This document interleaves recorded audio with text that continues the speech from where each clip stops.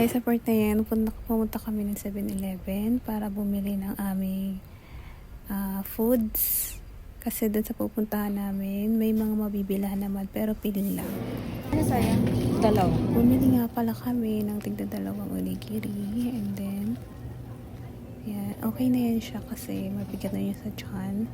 And then, tumiding kami ng bread and then drinks. Andito na pala kami ngayon sa pangalawang train na sasakyan namin. Ayan, papuntang Nara. Then, samahan nyo kami. Nakasakay na nga kami nito. At, biyahe na siya. Diretso na papuntang Nara.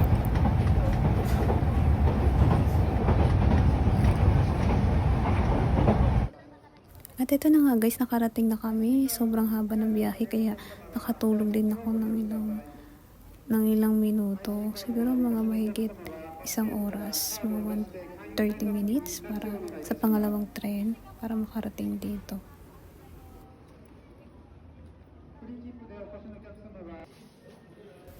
Eto na nga guys, sa bungad pa lang makikita mo na nakaka-refresh na.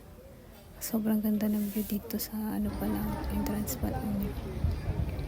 Ayan guys, kung makikita ninyo, tabi-tabi rito yung mga store, bilihan ng mga pagkain. At hindi lang mga pagkain, meron din yung mga souvenirs na pwede mo bilhin.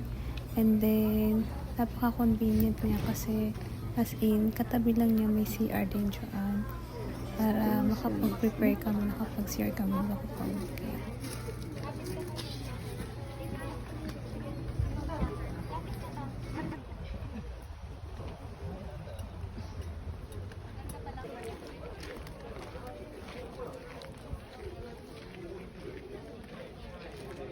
Ate, nasira ko.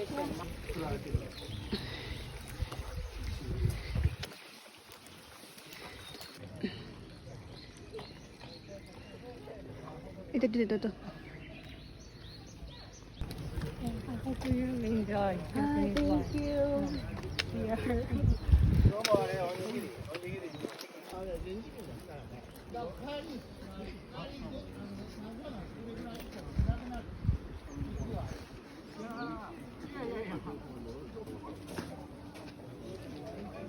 Flat forward dapat.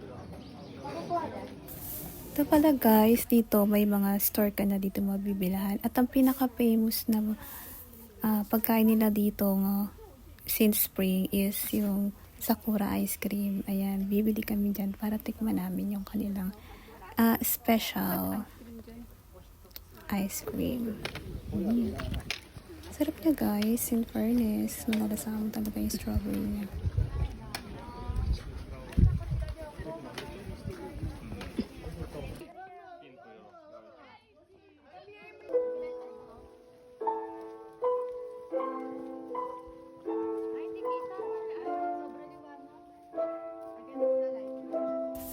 Ayan guys, maririnig nyo may nagpapatugtog dito na parang classic siya na Japanese song. Ayan, parang feel mo talaga yung temple niya tsaka yung ambience ng Japan.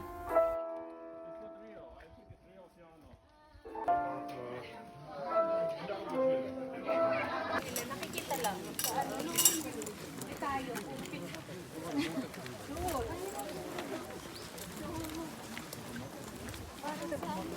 Maganda kasi.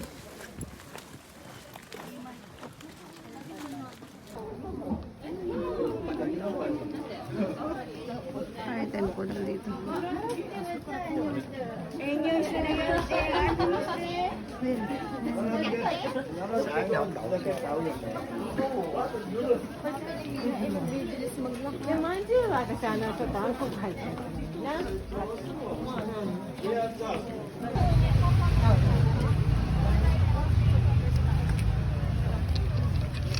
Sabi ko sa kalkalan sa... Ito yung auto. Ayan yung ano ba yun? Momiji. Ay, maganda yun sa auto. Bathroom? Oh, bathroom.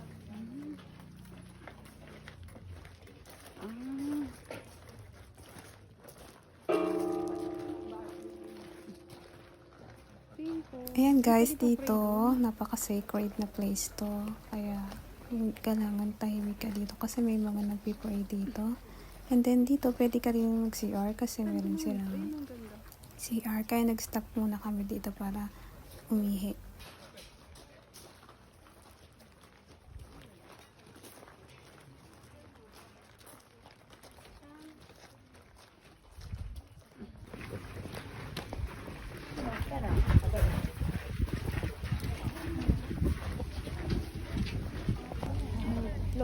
Malinis no, kahit bundok.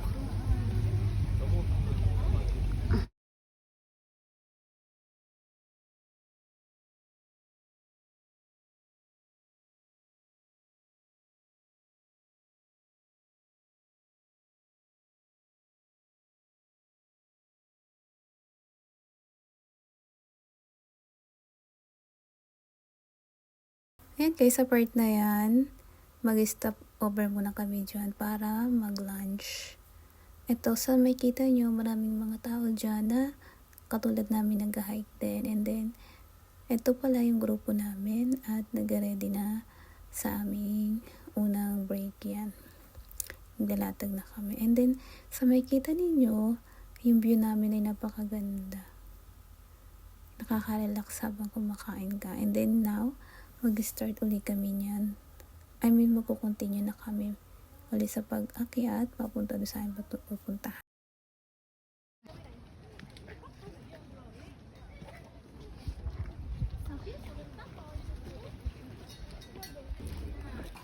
Sa place na to, ayan, nireserve talaga nila yan for sa mga tourist.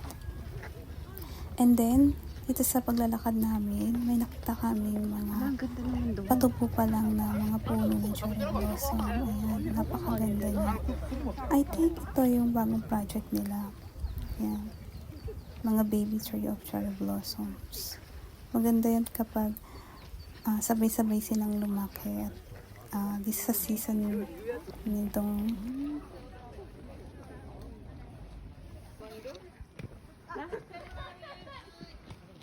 and here we are guys, almost there na kami. Ayan, sa pinakatuktok na pupuntahan namin.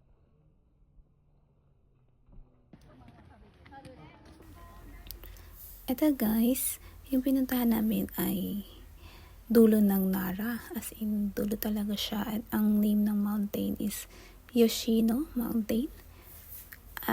Sa Senboto Station. Ayan, sobrang haba ng biyahe guys. Inabot kami siguro ng 1 hour and almost 30 minutes sa pangalawang train papunta rito kasi dulo na talaga. Kitang-kita, napakarami ng cherry blossom dito. Pero siguro kung napaaga kami, yan guys, ito na pinakatuktok na kami niyan. Kung medyo napaaga kami nang dating, siguro mas maganda pa siya kasi bloom na bloom ng cherry blossom.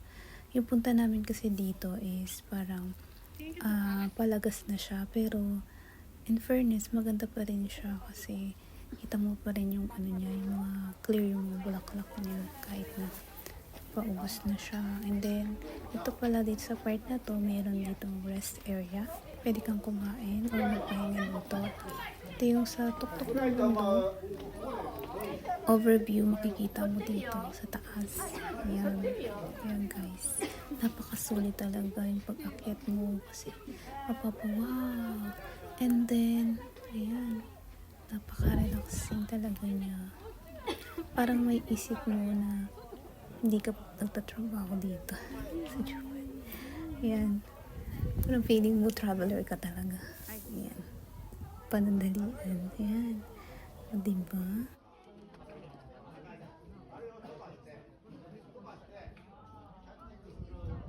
Nire-recommend ko rin to na puntahan sa season ng autumn kasi ang ganda talaga ng mga trees dito, and then ang daming momiji. Hoping na sana sa this coming next season ng autumn ay makabalik kami dito. Ayan guys, kitang-kita nyo naman, sobrang malapitan yung cherry blossom niya. Pwede nyo siyang mahawakan at saka mapicturean nyo siya ng malapit. Diba? Ang ganda niya. world, some side effects. Ito nga pala, pababa na kami yan. Pababa na kami. Sabi ko green yung mga puno. Ito magkakajowa na nung tabi ko. Konting na lang. Ay, ba si Ausang pala yun? Ayan po yung magkakajowa na. May tungkod po siya.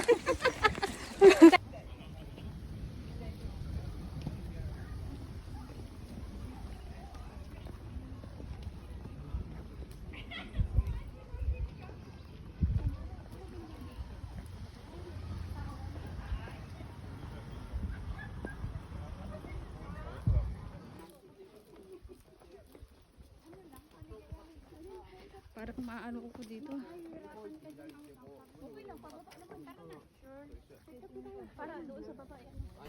Ayan guys, habang pababa kami, may nakita kami dito well. And then, tinry ko na rin siya. And first time ko to.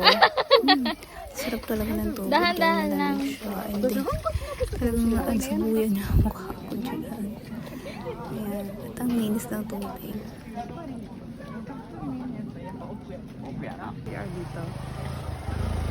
Guys, hanggang dito na.